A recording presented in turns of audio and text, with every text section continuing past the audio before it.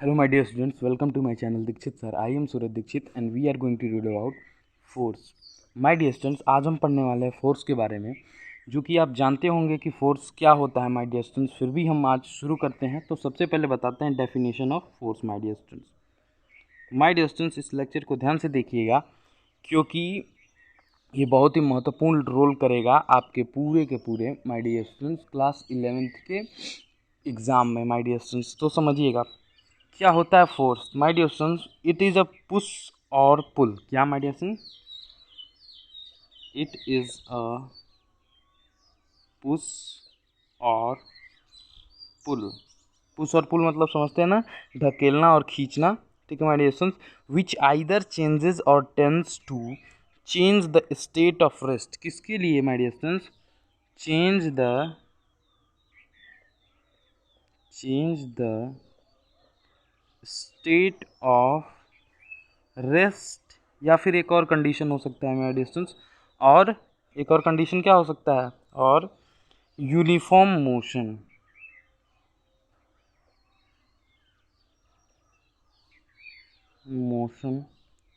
ठीक है, किस चीज़ का? Of body. तो अब ऐसे समझिए माय डियर स्टूडेंट्स, क्या करना है? इट इज़ अ पुश और पुल। क्या है ये? एक पुश और पुल है। किसका? Changes of state. किस लिए my dear students? Changes of state of rest. State of rest यानी कि मान लीजिए ये पेन है, ये रेस्ट में है, ये इसको क्या करना है? इसके स्टेट को चेंज करना। अगर हम ऐसे करें तो इसका स्टेट चेंज हो गया, यानी ये मोशन में आ गया। या फिर अगर ये इस तरह मोशन कर रहा है यूनिफॉर्मली, हम इसमें अचानक क्या करें? पुश और पुल करें, यानी कि एक्सटर्नल पावर लगाए माय डियर स्टूडेंट्स, या फिर एक्सटर्नल एनर्जी दे, तो वो क्या होगा? उसमें चेंजेस आएंगे। इस चीज़ को क्या कहते हैं माय डियर स्टूडेंट्स? फोर्स कहते हैं। यानी कि इट इज़ अ पुश और pull change the state of rest और uniform motion my dear students of the body is known as force. It is clear my dear students. चलिए next term समझते हैं। हमने फोर्स में next term समझा क्या? आइए समझते हैं। नेक्स्ट टर्म दिया हुआ है इनर्सिया। आपके क्लास 11th में इनर्सिया का रोल बहुत अच्छा है। समझिएगा क्या होता है inertia. In the absence of external force. किसके एब्सेंस में माय डियर स्टूडेंट्स? लिख लीजिए, एब्सेंस ऑफ एक्सटर्नल फोर्स। ठीक my dear students, absence of external force. अगर हम देखें, the inability of a body to change its state. क्या my dear students? Absence of external state में inability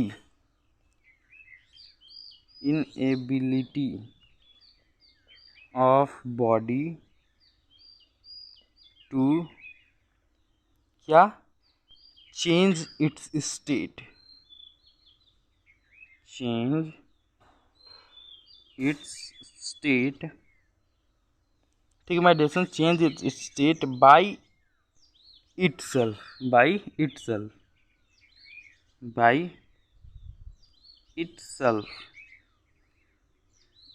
ठीक है my dear students, is called as inertia. क्या कहते हैं इसे? Called inertia. समझना my dear student, absence of external force कह रहा है, यानी कि जो एक्सटर्नल फोर्स अप्लाइड हो रहा था फोर्स में, ठीक है, तभी तो हमारे चेंजेस आ रहे थे यूनिफॉर्म में। अगर हम एक्सटर्नल फोर्स लगाएंगे तो चेंज आएगा। यानी कि पुश और पुल जो कर रहे थे, अगर वो हम ना भी करें, यानी कि absence of external force my dear students, तो जो inability of a body to change its state my dear students, यानी कि एक बॉडी की खुद की ऐसा स्टेट हो, यानी कि खुद एक एबिलिटी हो to change their state my dear students, तो उसे कहेंगे इनर्सिया। क्या कहेंगे? Inertia my dear students. ऐसे नहीं समझ में आया तो आप समझिए ऐसे। अगर आप क्या करते हैं, कोई फ़ैन है, मान लीजिए ये 2 पंखे वाला फ़ैन है, आपने क्या किया, इसको यहाँ तक रोटेट किया और फिर छोड़ दिया, तो माय डियर स्टूडेंट्स आपने फोर्स तो यहाँ तक लगाया ना। क्या किया आपने? यहाँ तक एक्सटर्नल फोर्स लगाया। मान लीजिए एक्सटर्नल फोर्स उसका कुछ यहाँ तक वर्क करता है, तो क्या वो यहीं पे रुक जाएगा? बिल्कुल नहीं माय डियर स्टूडेंट्स, वो पूरा रोटेशन करके रुकता है। ठीक है, ये पूरा रोटेशन करके रुकेगा माय डियर स्टूडेंट्स। ठीक है, ये फैन, यानी कि ये जो चीज़ है इनर्सिया है। ऐसे नहीं समझ में आया तो इनर्सिया का समझने के लिए क्या करते हैं, इनर्सिया देखिएगा कैसे समझते हैं। इनर्सिया होता है माय डियर स्टूडेंट, जैसे मान लीजिए आप गद्दा देखें ना, गद्दा पे क्या करते हैं, गद्दा को पीटते हैं, समझिएगा। गद्दा पे अगर गद्दा जमा हो या मिट्टी जमी हो, क्या जमी हो, मिट्टी जमी हो माय डियर स्टूडेंट्स, तो आप उसको क्या करते हैं, लाठी से जब पीटेंगे तो वहाँ पे ये क्या करेगा, एक्सटर्नल फोर्स अप्लाई करेगा। जब फोर्स खत्म हो जाएगा माय डियर स्टूडेंट्स, तो वो जो डस्ट पार्टिकल होंगे वो यहीं पे क्या करेंगे, छूट के नीचे की तरफ गिर जाएंगे। तो इस चीज़ को इनर्सिया कहते हैं माय डियर स्टूडेंट्स। दो एग्जाम्पल बताए, फैन वाला और ये गद्दे को झाड़ने वाला, ठीक है माय डियर स्टूडेंट्स। ये दोनों आप अपने घर में कर सकते हैं। That is the experiments of inertia and what is inertia, I show that, ठीक है माय डियर स्टूडेंट्स। चलिए माय डियर स्टूडेंट्स, अब बात करते हैं फोर्स के सबसे बेहतरीन टॉपिक के बारे में। माय डियर स्टूडेंट्स, फोर्स के बारे में सब जानते हैं। जब फोर्स का नाम आता है तो किसका नाम सामने आ जाता है, तो वो है हमारे न्यूटन बाबा माय डियर स्टूडेंट्स, ठीक है। चलिए आज हम बात करते हैं न्यूटन बाबा की। फोर्स समझते हैं किसके द्वारा, बाय न्यूटन द्वारा, ठीक है my dear students. Force by Newton समझते हैं। ये न्यूटन बाबा ने कॉन्सेप्ट कौन सा दिया माय डियर स्टूडेंट्स, इन्होंने 3 कॉन्सेप्ट दिए हैं, समझिएगा। पहला कॉन्सेप्ट है न्यूटन्स फर्स्ट लॉ, ठीक है, जिसे लॉ ऑफ इनर्सिया भी कहा जाता है। लॉ ऑफ, अभी हमने बताया law of inertia, law of inertia भी कहा जाता है माय डियर स्टूडेंट्स, ठीक है। न्यूटन्स फर्स्ट लॉ को लॉ ऑफ इनर्सिया भी कहा जाता है। तो माय डियर स्टूडेंट्स समझिएगा, Newton first law of motion state that the every body continuous in its state at rest और uniform motion in a straight line unless it is compelled, क्या my dear students, compelled some external forces to change that state. समझिएगा, मान लीजिए ये कोई एक body है, ठीक है, ये रेस्ट में है, किसमें है अभी, रेस्ट में है। हमने क्या किया, हमने कहा कि पहला लॉ जो है न्यूटन का वो ये कहता है कि जब तक हम इस पर कोई फोर्स अप्लाइड नहीं करेंगे माय डियर स्टूडेंट्स, क्या, जब तक कोई एक्सटर्नल फोर्स अप्लाइड नहीं करेंगे, ये अपने जो स्टेट है, क्या स्टेट है, इसे चेंज नहीं करेगा। यानी कि ये अगर रेस्ट में है तो रेस्ट में रहेगा, मोशन में है तो मोशन में रहेगा, ठीक है माय डियर स्टूडेंट्स। यानी कि यूनिफॉर्म मोशन में होगा तो यूनिफॉर्म मोशन में रहेगा। मैक्सिमम इसके रेस्ट के बारे में हम बात करते हैं। तो इस चीज़ को क्या कहते हैं my dear students, first law of motion. इसमें 3 एप्लीकेशन बताए गए हैं, ये समझिएगा। न्यूटन फर्स्ट लॉ में 3 एप्लीकेशन बताए गए हैं। पहला कि if a body is at rest then so as to set it in motion. अगर वो रेस्ट में है, क्या माय डियर स्टूडेंट्स, अगर वो रेस्ट में है तो रेस्ट में रहना पसंद करेगा, दैट कंफर्ट जोन। अगर क्या हो, if a body is moving with a constant speed, यानी कि वो यूनिफॉर्म में हो, बी नंबर समझिएगा, अगर वो यूनिफॉर्म मोशन में हो, ठीक है माय डियर स्टूडेंट्स, अगर वो यूनिफॉर्म मोशन में हो, an external force has to be applied on it, ठीक है, तो उस पर क्या करना पड़ेगा, एक्सटर्नल फोर्स लगाना पड़ेगा उसके स्टेट को चेंज करने के लिए। ये सी समझिएगा। तीसरा कहता है कि if a body is moving with the constant speed, यानी कि यूनिफॉर्म वाले की ही बात कर रहा है, यूनिफॉर्म मोशन की ही बात की है, ठीक है। लेकिन चेंजेस क्या है इसमें, तीसरे वाले में, straight line, then in order to change its direction of motion. My dear students, यहाँ पे हमने बात किया, देखना ध्यान से, यहाँ पे हमने बात किया चेंज द इंक्रीज और डिक्रीज द स्पीड। यहाँ पे क्या होगा, अगर आप फोर्स अप्लाइड करेंगे, इसमें बी नंबर में अगर फोर्स अप्लाइड करेंगे तो स्पीड बढ़ेगी, ठीक है, समझिएगा, स्पीड बढ़ेगी या घटेगी, ठीक है। लेकिन यहाँ पे जो बात होगा तीसरे नंबर में, फोर्स लगाने से क्या हो रहा है, डायरेक्शन चेंज हो रहा है। क्या हो रहा है, डायरेक्शन चेंज करने की बात कर रहे हैं, ठीक है। तो ये सिंपल न्यूटन्स फर्स्ट लॉ के 3 एप्लीकेशंस हैं, ठीक है। ये 3 एप्लीकेशंस थे न्यूटन्स फर्स्ट लॉ के। आप सिंपल समझिए कि न्यूटन्स फर्स्ट लॉ होता है क्या, लॉ ऑफ इनर्शिया होता है। इसमें बॉडी जिस अवस्था में रहती है उसी अवस्था में रहना पसंद करती है, ठीक है। अवस्था यानी कि स्टेट, ठीक है। रेस्ट में रहे तो रेस्ट में, यूनिफॉर्म मोशन में रहे तो यूनिफॉर्म मोशन में। आगे बढ़ते हैं माय डियर स्टूडेंट्स, बात करते हैं Newton's second law of motion की, यानी कि सेकेंड नंबर की। ठीक है माय डियर स्टूडेंट, समझिएगा। Newton second law of motion को समझते हैं। ये कहता है कि it state that the time rate of change momentum of a body is directly proportional to the external applied on it the momentum it take place in direction of force. My dear student, समझिएगा, यानी कि कह रहा है F directly proportional to d p upon d t. ये क्या vector quantity, कल हमने वेक्टर पढ़ाया था आपको, ठीक है। वेक्टर क्वांटिटी टाइम के लिए ना लगाइए, ठीक है। यानी कि my dear students, force is directly proportional to d p by D t, ठीक है। ये क्या कह रहा है, force is directly proportional to time rate of change of momentum. लिख देते हैं, फोर्स डायरेक्टली प्रोपोर्शनल टू क्या, टाइम है, रेट ऑफ चेंज ऑफ क्या है, ये मोमेंटम है, डीपी, चेंज ऑफ मोमेंटम। अब समझिएगा माय डियर स्टूडेंट्स, इससे ये फॉर्मूला कैसे आता है, इस चीज़ को समझाते हैं आपको। ये हो गया।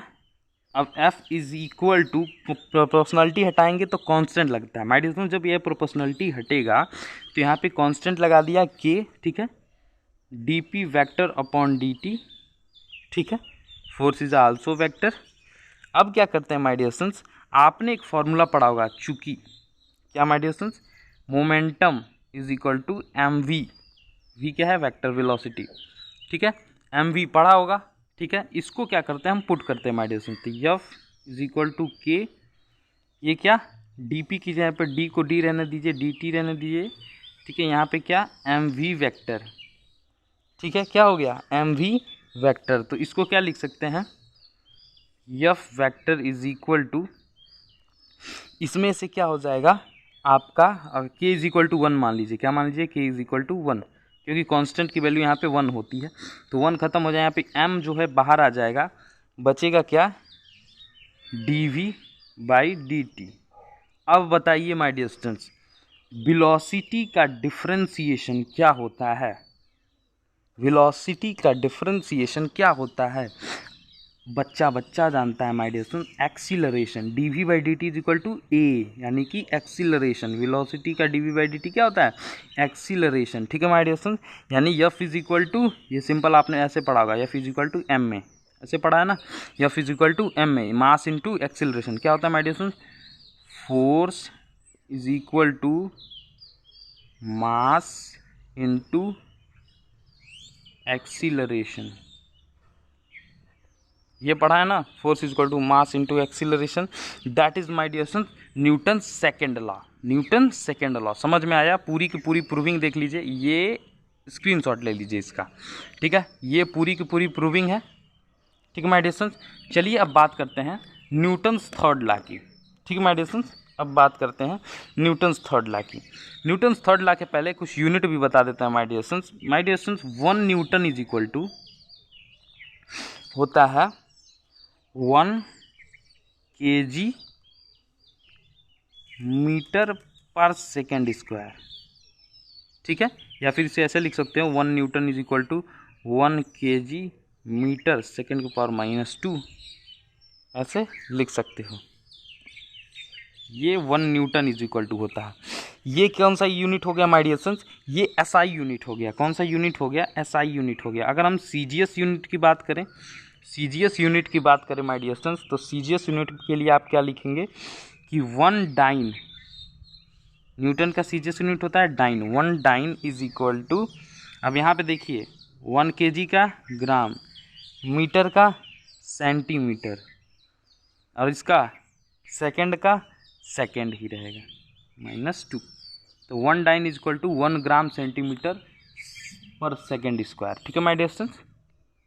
That is the dyne unit, that is the SI unit, CGS और एसआई यूनिट, ठीक है माय डियर स्टूडेंट्स। चलिए माय डियर स्टूडेंट्स, अब बात करते हैं Newton's third law of motion की, जो कि वेरी कंपलसरी है माय डियर स्टूडेंट्स। और इसमें समझिएगा माय डियर स्टूडेंट्स, इसमें समझने वाली बात क्या है, देखिए बताते हैं आपको। जरा सा ध्यान दीजिएगा। बात करते हैं तीसरे पार्ट की, जो कि है Newton's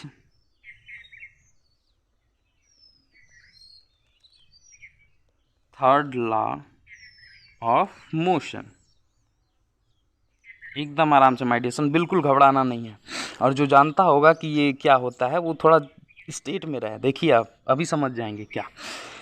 it state that to every action there is a equal and opposite reaction. ये आप सब जानते हैं। क्या जानते हैं आप?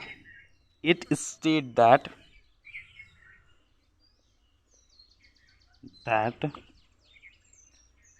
टू एवरी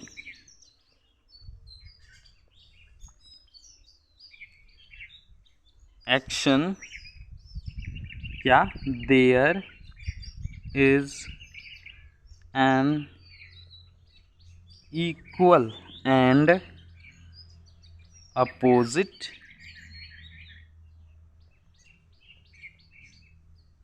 क्या माय डियर स्टूडेंट्स? रिएक्शन। इसका मतलब समझते हो? कोई बॉडी है, इस पर जितना फोर्स लगा होगा, मान लो 10 न्यूटन का फोर्स लगाया, तो ये कहता है, ये लॉ कहता है, ठीक है, कि ये बॉडी भी आपके ऊपर कितने न्यूटन का फोर्स लगाएगी? 10 न्यूटन की। ठीक है माय डियर स्टूडेंट्स, यानी कि फोर्स आपने 10 न्यूटन अप्लाई किया, ये भी आप पर 10 न्यूटन अप्लाई किया। Is state that to every action there is an equal and opposite reaction. ठीक है माय डियर स्टूडेंट्स, इससे आप संतुष्ट हो? ऐसे नहीं संतुष्ट हो तो ये जो बॉडी है इसको कैसे लिख सकते हैं हम? ऐसे, R vector is equal to minus W vector, यानी कि जो हमने दिया उसे आर मान लीजिए, जो निकला उसे डब्लू मान लीजिए। क्या चेंज क्या हुआ? बस माइनस का। क्यों? क्योंकि मैंने डायरेक्शन चेंज है माय डियर स्टूडेंट्स। ठीक है, यहाँ पे हम अप्लाई कर रहे हैं तो डायरेक्शन दैट इज, यहाँ पे ये दे रहा है तो डायरेक्शन दैट इज, तो दोनों को इक्वल में लिखने के लिए हमने माइनस साइन यूज किया, that is.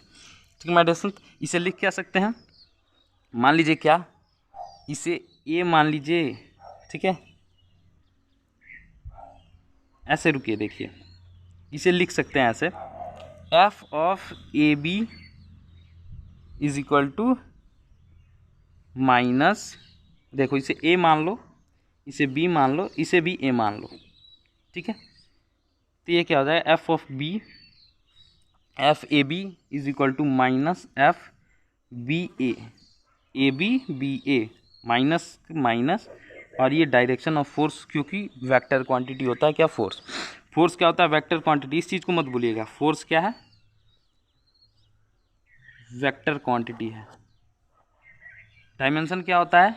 M L T minus two, M L T minus two, भूलिएगा मत, M L T minus two. Force का dimension M L T minus two, dimension unit में हम सेकेंड चैप्टर में आपको बता चुके हैं। ठीक ना, अब देखिएगा ये आ गया। ठीक है माय डियर स्टूडेंट्स, अब समझते हैं जो सबसे इम्पोर्टेंट टॉपिक्स होते हैं, वो चीज़ आपको समझ में नहीं आता माय डियर स्टूडेंट्स। हम समझने वाले हैं आज एक न्यूमेरिकल। ये सब आपने थोड़ा थोड़ा जानते थे, थोड़ा समझ लिए। ठीक है, इससे क्या हुआ? आपको क्लियर हो गया। लेकिन अब माय डियर स्टूडेंट्स हम समझने वाले हैं न्यूमेरिकल, जो कि बहुत इंपॉर्टेंट होता है माय डियर स्टूडेंट्स। तो न्यूमेरिकल के लिए देखिएगा, सबसे पहले मान लीजिए आपको दे दिया कैलकुलेशन, सिंपल सा, क्या इम्पल्स जानते हैं ना? इम्पल्स पे क्वेश्चन पूछते हैं, लिख लीजिए, कैलकुलेट द इम्पल्स। अभी बताते हैं, ठीक ना, इम्पल्स नेसेसरी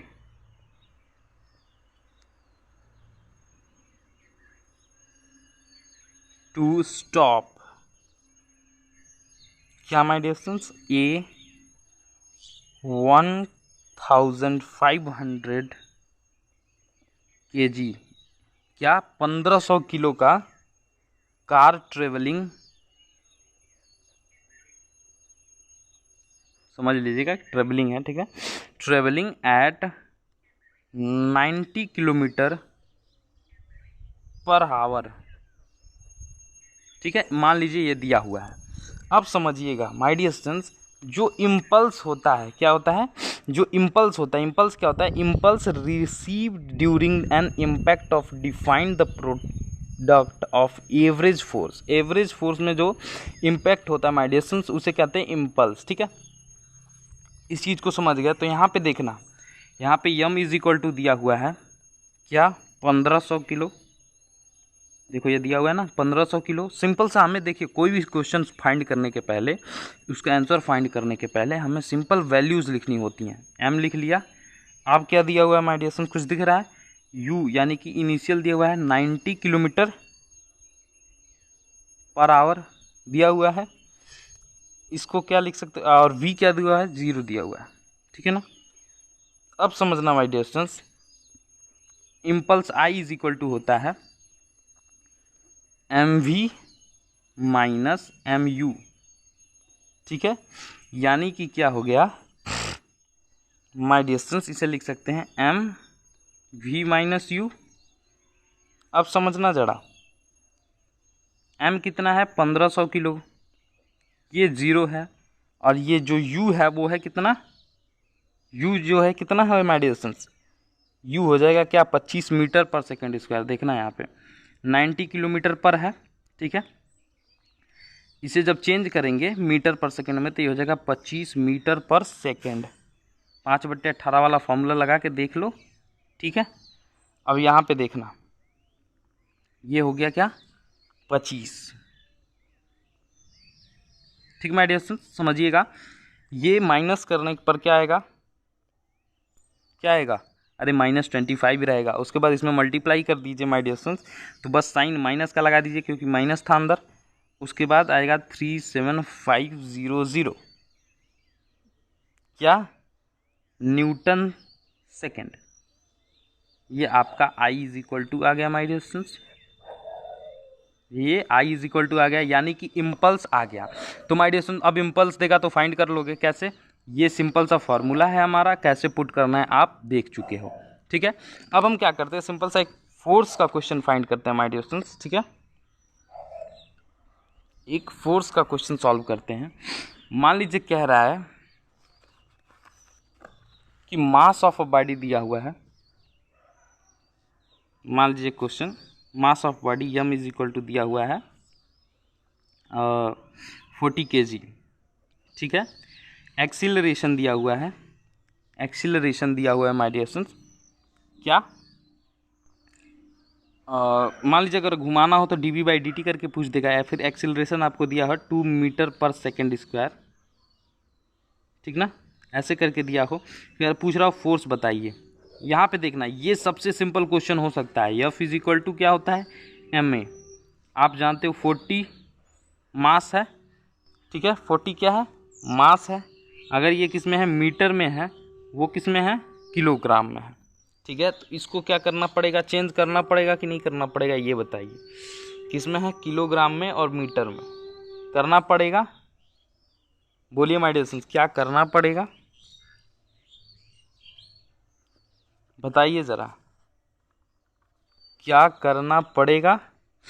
ये किलो में है, ये मीटर पर सेकंड में है, बिल्कुल नहीं करना पड़ेगा माय डियर स्टूडेंट्स। सोचना क्यों नहीं करना पड़ेगा, अरे सर ये मीटर है, सेंटीमीटर थोड़ी है, ठीक है ना। अगर सेंटीमीटर दिया होता तो ये ग्राम में लेते हैं, ठीक है। किलोग्राम में दिया तो मीटर में लेंगे, यूनिट में कभी घबराना नहीं है my dear students. Into 2 F is equal to क्या आ गया माय डियर स्टूडेंट्स, 80 न्यूटन का फोर्स हमें फाउंड होगा, ठीक है माय डियर स्टूडेंट्स। ऐसे कुछ सिंपल क्वेश्चन देंगे जो कि क्या होता है, ये सीधे के सीधे फॉर्मूला पे अप्लाई होगा। फॉर्मूला था F is equal to ma, या फिर हो सकता है F इज इक्वल टू क्या माय डियर स्टूडेंट्स, क्या k dp/dt, मोमेंटम दे देगा, ठीक है। ऐसे कुछ फॉर्मूले इस पर अप्लाई होंगे। इम्पल्स का फॉर्मूला हमने अभी पिछले बता ही दिया था, ठीक है। और जितने भी यूनिट्स थे आप समझ चुके हैं माय डियर स्टूडेंट्स। तो ये था आपका chapter force. My dear students फिर से समझ लेते हैं आप एक बार कि फोर्स क्या होता है। माय डियर स्टूडेंट्स देखिएगा, फोर्स इट इज़ पुश और pull, change of state, rest, uniform motion, ये सब आप सबने समझा। किस पर, ऑफ बॉडी पर। इनर्शिया का होता है एब्सेंस ऑफ एक्सटर्नल फोर्स में, inability of a body to change its state itself is called as inertia my dear students. Inertia के हमने 2 एग्जांपल भी बताए थे आपको, ठीक है। अब समझिएगा माय डियर स्टूडेंट्स, हमने बताया कि फोर्स में जितनी बातें होंगी, किसकी बातें होंगी, न्यूटन बाबा की बातें होंगी। न्यूटन फर्स्ट ला था, लॉ ऑफ इनर्शिया भी उसे कहते हैं, ठीक है। क्या कि अगर कोई बॉडी है तो रेस्ट में रहना पसंद करेगी, या फिर यूनिफॉर्म मोशन में तो उसी में रहना पसंद करेगी, जब तक कि कोई एक्सटर्नल फोर्स उस पर अप्लाई नहीं हो जाता माय डियर स्टूडेंट्स। फिर हमने सेकंड पढ़ा कि जो फोर्स होता है, force directly proportional to time rate of change of momentum होता है my dear students, that is the Newton's second law. क्या my dear students, Newton's second law, ठीक है माय डियर स्टूडेंट्स। और साथ ही में हमने फिर तीसरा लॉ पढ़ा, ठीक है, क्या एक्शन ऑफ पेयर रिएक्शन, ठीक है माय डियर स्टूडेंट्स। और हमने एक न्यूमेरिकल, 2 न्यूमेरिकल सॉल्व किए, एक ये और दैट इज़ द लास्ट, ठीक है माय डियर स्टूडेंट्स। तो यहाँ पे आपका 4th चैप्टर खत्म होता है। अगर ये वीडियो आपको अच्छा लगा then please like share and subscribe my channel Dixit sir. जय हिंद, जय भारत, हर हर महादेव।